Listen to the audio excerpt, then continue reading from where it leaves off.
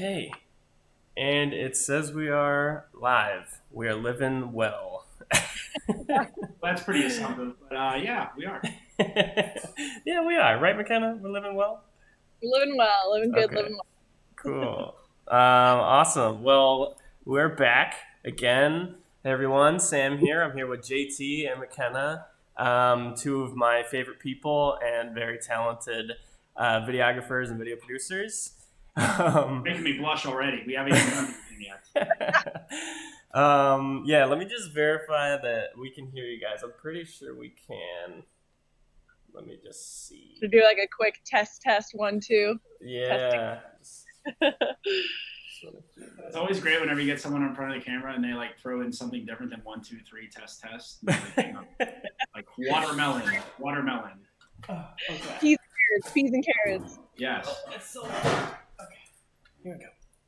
All right, so we are good. You guys are able to be heard, and yeah, we're ready. So we are going to talk about how to shoot with a second shooter versus shooting by yourself, or like the pros and cons of both, just like that topic. Especially revolving around weddings, because that's JT's specialty.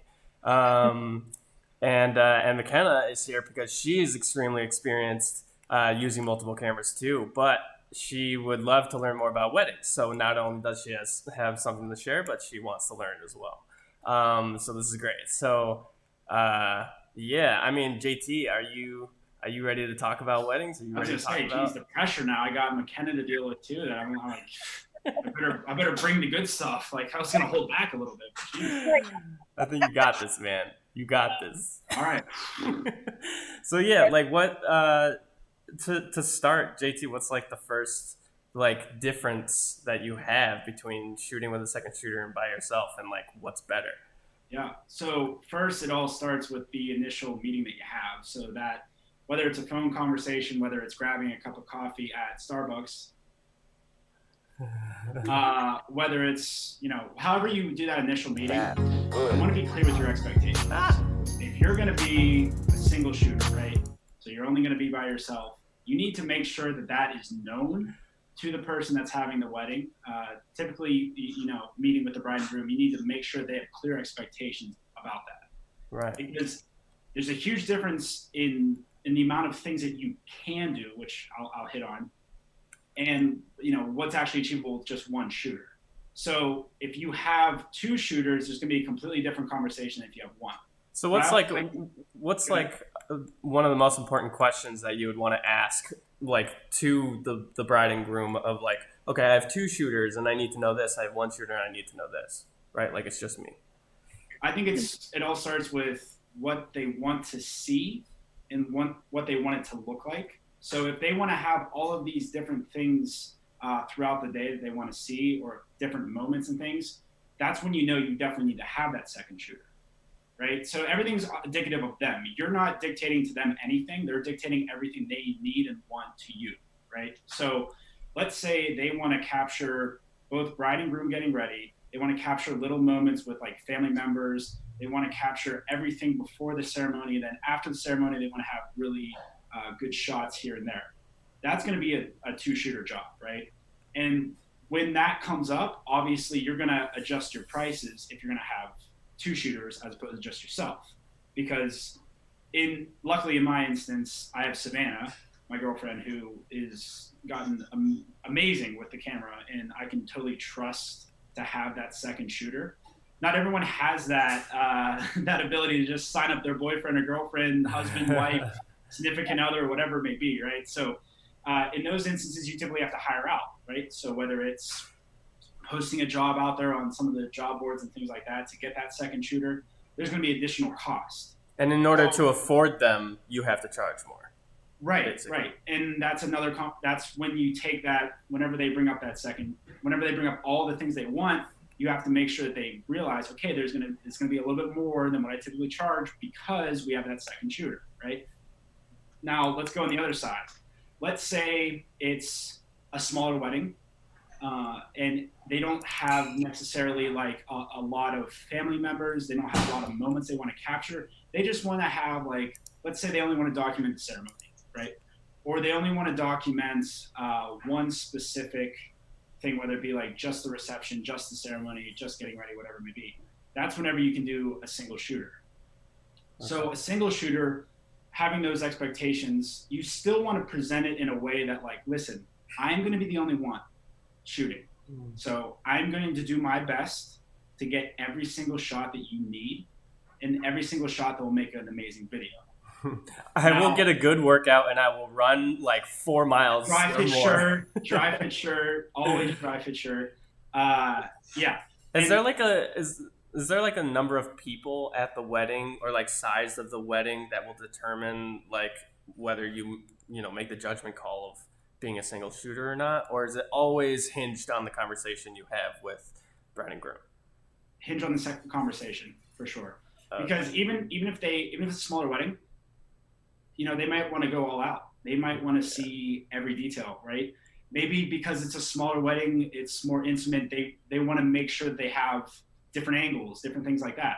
I know that I did a wedding in Las Vegas, and they rented out basically like an events center that doubles as like a wedding space, right? Well, I had me and Sap go there because we wanted to make sure that we had multiple angles. There was a lot of different family members that were there, and we wanted to capture pretty much everything that happened in a shorter amount of time. Mm-hmm. So again, that's all about the conversation that you have with that. So when you go to a single shooter, having the expectation of you're not going to capture everything, all of those things are very important. Now, the next thing is about the price. Obviously, you're going to adjust the price a little bit because you're the only person that would be shooting in that situation. Do you double the price? Or sorry, McKenna. No, I was saying double the price, but that's just me personally because Sav is a little bit understanding with us being in only 3 years, 4 years, whatever it is. So this isn't like a main job for me yet. So she's a little bit more understanding and works with me on that. Like obviously I throw her some bones and whatnot, but we're a little bit of a different scenario. If you're someone that's more established, that's whenever you can do that double or whatever it may be. Right. Okay. Is there like when it's dual, when two people are shooting, do you have different amount of time lengths that you're at the venue, or is it like if you're single shooter or if you're double, like you're there for X amount of hours? Yeah. So me personally, I always try to make sure that I am there for the entire day. So typically my day will start whenever the bride has her makeup to pretty much like the last stage, like a little, just like very final touches. Reason being behind that is you don't want to get there whenever like you're putting on the very starter and like you got hair clipped here, hair clipped there, you got like the makeup, and then there's all this like stuff around you that you're getting in the shot. That's not going to end up in any final product. Right. And you know what? I've made the mistake of getting there way too early, and I filmed my butt off and got all this footage, and I used nothing. So you want to definitely wait with that. As far as to answer your question, though, I'm going to be there the whole time. So regardless of whether it's just me or I have the second shooter, I'm going to be there the whole time. And that's just my preference because I want to make sure that I make the best video for the individuals that are getting married. So it's a little bit of a pride thing. It's probably not the smartest business decision, but in the end, I care more about whenever that first moment they get the video back and they're like, oh, you got like all the good moments, right? Like happy, you got all the good stuff. Like I care more about that than any type of financial gain that I would see on my end. Gotcha.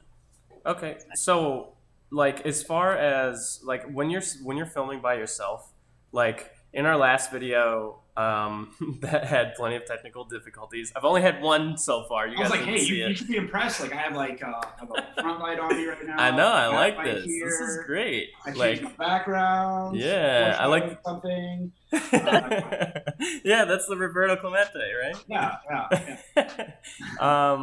Yeah, like in our last video, we were talking about how organized you need to be as a shooter, especially when you're, on a wedding, of course. And like you want to use tools like Asana, and you want to make sure that you get your shot list, and you want to make sure that you're thinking, you're on top of your game. Do you have like a system, whether it's like through Asana, you guys are both using it on your phones, or you just kind of meet up periodically, or like what's your system around like the things you do solo versus together? Yep, it's all about delegation. So obviously, whenever you get hired at a job, you are the person in charge, right? So you need to take that and run with it, right? Like if you hire out a second shooter, the only thing that second shooter is supposed to do is exactly what you tell them to do as far as shots. Now, obviously, if you have a second shooter and you have a good relationship with them, they might know what you like, you've worked with them before, that kind of thing. But it's all about delegation. So what me and Sav like to do is whenever we get there, I get my initial finishing touches on the bride, right? And then as soon as that is done, we go to the venue. I get my venue shots. She then goes and finds the groom, right?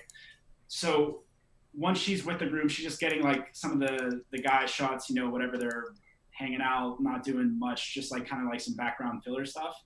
I'm getting all of the venue shots whenever no one's there, nothing's happening. And we meet. Whenever we meet, I talk to her about what I got. She talks to me about what she has, right? And then from there, either I send her to the bride, right, to get like the same type of shots that she just got for the groom, or I go with the bride and just say, okay, I think we got enough with the groom, like we don't have to worry about that. So it's all about communication with that. You got to have someone that's communicating and making sure that they understand what they are getting. To go back to what you were mentioning with the sauna, I use Asana as like a way for me to know and me to be organized so that I can delegate certain things to her. She's been working with me long enough that she knows exactly what I want in every single stage of the day that goes by. Okay. How would you recommend, like, let's say someone doesn't have a second shooter, but they need one. And so they need to build that relationship. How would you recommend starting that off? Like if you actually had to find someone on, Indeed or something like that. Every single wedding that I go to, I try to get business cards of the other vendors that are working there and try to network that way. So that if you think about it, if you're working, most weddings, not every wedding, but most weddings have photographers as well, right? So I guarantee you your photographer has at least one video person they've worked with that they could refer to you, right? Right. And as you do more, I've already run into the same photographer 3 times. So you start building that relationship, and she's referred me out and I've referred her out. So, you get that kind of relationship going. But for someone that's brand new, just starting, I'd say do it by yourself, honestly. The best way that you're going to learn is by you're filming a wedding. Hopefully it's like a friend of yours, someone that understands that you're just getting started and there's there's proper expectations, there's proper monetary on both ends, right? So that you get that practice. Because the only way that you're going to learn is by actually getting in there and doing it, right? Like you can sit here and we can talk about all the different, okay, here's how you pre-plan this and here's how you knock out this shot and that shot and the other shot. You just got to do it, right? Okay. So whenever I first started, I did it. I had Sab as it wasn't necessarily a backup shooter because she wasn't experienced with the camera. She was more just getting coverage in case I screwed up or I had things out of focus, right? So there's that general, like coverage as in like she may not be getting the right, creative shots, but at least she's covering like what's happening. So you can always cut to it if your shots get, messed up. For example, throw on a tripod, have her in the corner, just getting what she can. And there's no pressure on her. All the pressure is on me, which is what I want because I'm the lead, right? So she doesn't have to worry about doing focus and things like that. Like I can help her out with those things. So then when you're a single shooter, would you recommend just like throwing a camera on a tripod and just letting it go through the whole time? if you're lucky enough to have multiple cameras, absolutely. Just put it in the back. Give you a real life example. So one of the ones I did do a single shooter was the wedding I did in Mexico because Sav was actually in the wedding. So if you can imagine me running on a beach, like just sweating profusely. And this was when I didn't wear a dry fit shirt, which is why that's always one of my tips. That whole experience, right, of having, I'm lucky enough to have 3 cameras. And I have 2 of them set up on tripods. So to go speak specifically about a single shooter type scenario, I always have the lenses on, different lenses on different cameras, and I always have them on tripods so that I know that I have this strapped on me right now, right? I have this camera ready to go. Let's say it's a 12 to 35 because that's typically what I use most often. For you that for you guys that aren't familiar, 12-35 is typically like a wider type lens, right? Yeah, very, very wide. You shots like this, right? Or like this. Yeah. So I always have that carrying around with me. And then I know what's going to happen before it happens, because if we go back to the initial conversation that I had with them, go way back, I know when things are supposed to happen, where things are going to happen at the venue, and then I know exactly what their expectations are of things that they have to have, right? So you, yeah, I was gonna say, do you go over the shot list with your couple beforehand and say like, okay, this is the priority shot that I want. Like, if I can have anything else, this is the one shot I want, and then kind of like prioritize, or how does that conversation look with the couple? So typically I send over some examples of work that I've done, right? And I'll try to send them examples of something that's going to be very similar to theirs. So let's say it's a wedding at a church or a wedding at a synagogue, right? Something like that, where it's more of a religious, I'll go this route. If it's at a beach or some type of like exotic setting, I have like examples for that. If it's more of an outdoor, more laid back, I send them examples of that. And then from those examples, I ask them, what did you like? What didn't you like? What kind of ideas do you have? So I'm never dictating to them what the shots they want are, but I want to try to get out of them at least 3 to 5 shots that they absolutely cannot live without, right? Everyone's a little bit different with that, right? So example, a Jewish wedding that I did, they always stomp on the glass to break the glass to signify that they're married, and then everyone yells Mazel Tov, right? So in that scenario, I knew that I had to get that shot. So that happens towards the end of the ceremony. I knew I had to sacrifice other moments in the ceremony to make sure that I got that. But that was the most important shot for them. Gotcha. Yeah. So you probably did you have 2 cameras set up watching that moment? So I had one straight up the aisle, and then I was roaming. With, I think I had the 55. 55 Okay. to 100. Okay. And I was roaming with that so that I could actually like zoom in and get like a really good shot. And then really the nice other, close up, right? Yes, and the other one was like a 12 to 35 that I had on a tripod. It gets the reaction, right? Mm-hmm. And reaction, yeah, because I was shooting down the aisle so I could see everyone on both sides. Right. This sparks another question for me. Sorry, I keep jumping out of it. So now I'm hearing you're mostly working with zoom lenses. Would you prefer zoom lenses over fixed lenses? Yes. So like, yeah, zoom. So you can get the difference. Yeah. Then the important thing with that is you want to try to get the lowest f-stop possible, right? I'm pretty sure, I know my one lens is a 2.5 and that's like the lowest. Now you're going to spend a little bit more, but you have to remember that you're doing weddings, right? So each wedding probably pays for some part of your camera, right? Yeah. So at first it may seem like a lot of money to you, or it may seem like, but it's an investment. Because you're going to make that money back, right? It's going to come back. And because you're making that initial investment and you're making it up front and you know what shot you're trying to get, that then becomes a main thing that you can use to sell your product, right? So you get a banger of a shot, right? Down the aisle with your $1,000 lens that you just spent. You're like, oh crap, I just spent that much money on a lens. That's the one you advertise with. That's the one you say, hey, I've made these videos. You book a wedding for that price and boom, there's your return on it. Whatever you buy, that's how much you do a wedding for. Yeah, if you buy a $1,200 camera, then it's a $1,200 wedding. I really need a stabilizer. It's like $1,000. I got to charge $1,000 on this. Yeah. It definitely doesn't work like that. So that actually brings me up to another important point, and you kind of hit on this already, was like, what do you do if you're a single shooter and you have multiple cameras and you run around like crazy? You have to have that pre-planning meeting where you know when things are going to happen. What I always do whenever I show up to a venue, and this is right when I shoot like the venue shots of like before everyone gets there, I go talk to DJ. And I'm like, listen, man, we're on the same team. Okay. I need to know when things are going to happen before they happen. Okay. I need to know where people are going to be standing, right? And I need to know the order of events so that I can make sure that I provide the best video for these people getting married, just like you're going to provide the best experience with the DJ and the dance floor and all that. So do you get the digits? You text each other throughout the wedding and be like, okay, this is about to happen?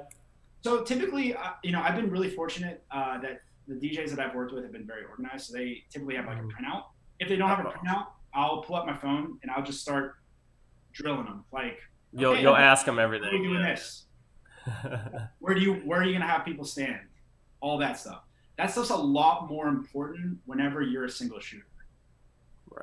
Right. So you still need to know it when you have a second shooter, but the second shooter will cover everything while you are doing your best to follow that list and do everything to get all the best shots. Second shooter is still getting, everything that's necessary as well. Yeah. I mean, that's spot on, Sam. Like the making sure that you have all that set up. Now, when you have two shooters, let's compare and contrast, right? Whenever you have two shooters, I will still have that conversation. But I know that Sav is going to have coverage. So now I am just trying to get the best angle and the best shot that I possibly can. Mm-hmm. So that's whenever I bring out, like you said, McKenna, the zoom lens, and I'm pulling a little bit of the foreground in, making it look all silky smooth, like we know how to do. Yeah. That's whenever I can really make a huge impact on a video. Gotcha. Cool.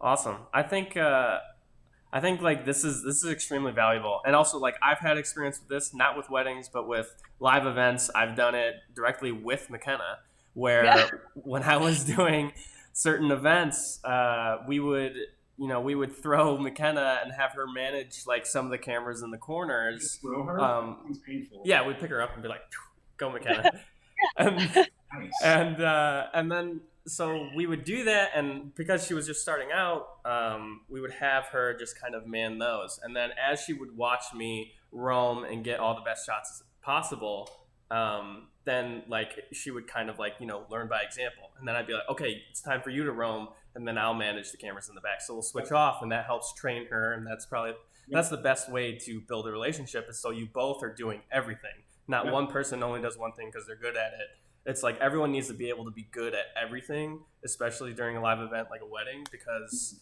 like there's so much going on, like, and so many things can go wrong. Like the schedule could go like, the schedule out the window. What's that? Never. The schedule never goes according to plan. Never. Yeah. Oh, no.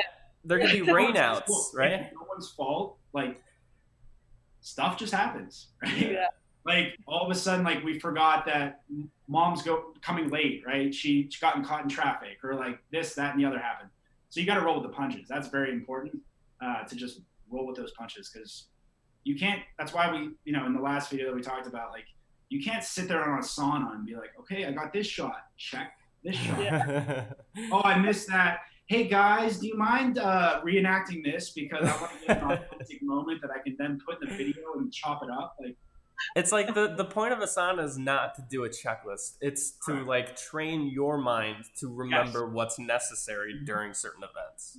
It's like an association. It's like, oh, okay, I know this is third on my list. It doesn't mean like I'm going to tackle this third, but it's just that's how I associate it, and I know this is what's necessary. This is when this happens, so I know these kinds of shots like are needed.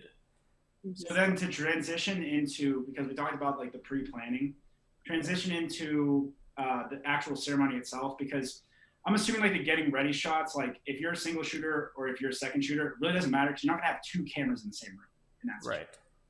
That's not gonna matter. So below by that, ceremony. This is where that tripod comes in. I always like to set up, because I'm fortunate enough to have 3 cameras, I can set up 2 tripods and then I roam. Obviously I'm fully aware that that's not possible for everyone. So if you do have the luxury of having 2 cameras, having that one camera up the aisle is huge, because God forbid someone stands up, right? Or this happened to me many times where like a kid starts crying, that parent then picks up the kid, and I'm like, dude, I have the best angle right now. Why don't you stand up? Move! You need to always have that coverage, right? Right. It's very important. It's very important.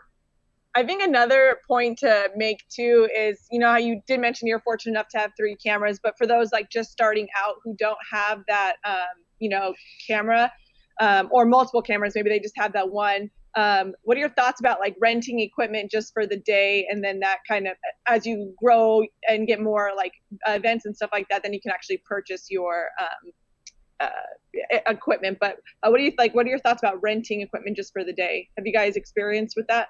Well, and also, like JT, I think you can take this, and also, the difference between if you want to rent solo or rent with a second shooter. Got it. I prefer to rent with the second shooter, have a second shooter as opposed to more equipment. Just because that individual will typically have really good equipment because they are filming by themselves. They already know their equipment, so they're very familiar with it. They know all the downfalls, the good things, the bad things, all of that. But to answer your question, your original question, I've never experienced renting. I know that to flip it, I will never rent any of my equipment out. I think that's an awful idea. Not that I don't trust other people, but I don't trust other people. So it's just, I would never do that. As far as renting equipment, you need to make sure that that's also part of that initial conversation that you have with the individuals. So listen, I understand that you want this shot, this shot, this shot. I'm a single shooter. I have one camera. So just so you know, I'm going to be renting out a camera and I'm going to pass that on to you, right? You can be upfront like that. Or if you don't want to be that upfront, okay, you take some time, bring them back a quote, but built in that cost into the quote, right? You don't want to put that on yourself, right? Because for the most part, anyone that's starting out, like you're already going to work 99% harder and not actually make the amount of money that you should be because you want it to be perfect and all of those things, and you'll probably work a little bit harder because you're like, oh my goodness, this is my first one, like I want to make sure. So with that, you just want to make sure that you don't take that on yourself, those costs. That makes sense. Yeah. Okay, cool. So as far as because renting, it does cost, I guess, to lead into another question. It's like, if you're let's say you're McKenna and you want to do your first wedding, because that's the situation that she's in. Yeah. If you want to do that, would you personally recommend, JT, for her to, let's say she does need to rent, but because she already has the skills to film a wedding, she can do it, like you and I both know, but other people don't know that. So, would she want to put the fact that she's renting equipment in an invoice, in a quote, where it might look like, oh, she doesn't have her own equipment? What's going on here? Is she just a person? Or is it important to say it's your first? Yeah. I know it contradicts what I said earlier, but I probably wouldn't put it in any type of written form to have it on there. That's as your first wedding, right? Yeah, you want to be the expert, right? So whenever you book your first wedding, like I said, I was fortunate enough to book a wedding with someone that I'm very close with, that I actually work with my 9 to 5, and a very good friend of mine. She had a lot of proper expectations. She knew that it was my first wedding, all that. That's not the case for everybody. So whenever you walk in, you almost have to fake it till you make it. So it might be your first wedding and you're like, man, I'm nervous beyond belief. You watch 10,000 YouTube videos on how to and all these different other ones. But you just have to go in there confident. You need to make sure that you give the proper expectations. So maybe not say this is your first wedding, but you'd be like, this is pretty early on. This is something that I do on the side, right? This isn't my main job, right? Something like that. So it implies that you don't do this all the time, right? Yeah. And with that, just make sure that you just sound confident. You listen to what they say, and you just ask the right questions. I think that's more important than any type of hey, check out all my equipment. It's so cool. We're going to mic you up here. I've never, ever brought my equipment to the initial meeting, and I've never been asked any equipment questions ever. Yeah, they don't know. Yeah, they don't know.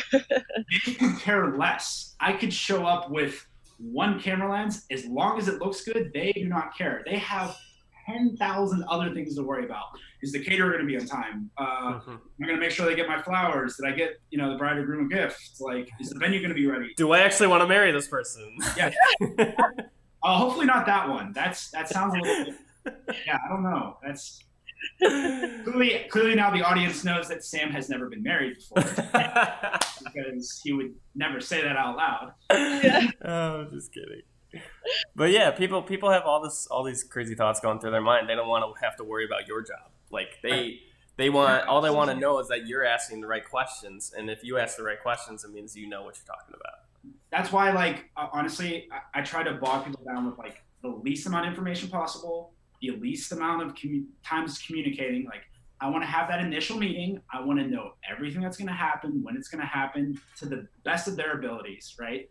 I'm then going to double check that with the DJ, right? Because typically there's a little bit of a difference, a little bit of variance there between those two. But I don't want to be texting them the day of and be like, where am I meeting you again? Or like, you guys said 9 a.m. Like, I'm outside. Like, you want to minimize communication because they have so many things going on. The last thing they want to deal with is another vendor asking them questions, right? So the only time that I ever communicate with them is before I leave my house. I text them, hey, just wanted to let you know I'm on my way. Is there anything you guys need me to pick up last minute? Because, it shows that you care. And honestly, like, it's just kind of a good thing to do because the day is very hectic, very hectic. Yeah. Cool. Awesome. Well, this has been great. I hope this has been good for you, McKenna, because I know you're totally in that like student seat. Yeah. It's been amazing. Yeah.